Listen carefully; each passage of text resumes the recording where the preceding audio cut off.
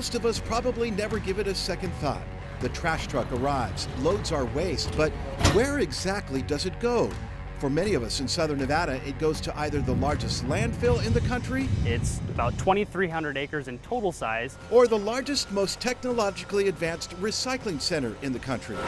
Both operated by Republic Services, and both located right in our own backyard.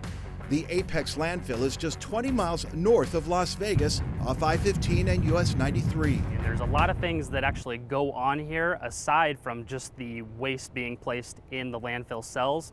There's a power plant, there's a mining operation, and there's actually a hog farm that takes some food waste as well. That's right, hogs. The food waste generated from most Las Vegas casinos is shipped here, cooked, and eventually served to the swine. The landfill itself is ideal because of its desert location. Minimal rainfall means minimal impact on the environment. First, the land is mined for rock and concrete.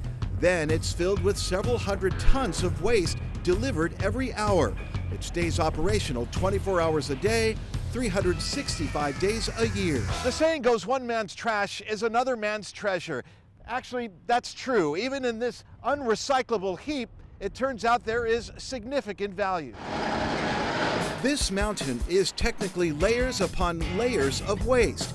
Once buried, the trash eventually biodegrades, and one of the byproducts is methane gas, which is then extracted. And we clean it in a bioplant before we actually send it to a power plant where we can power at full capacity about 12,000 homes.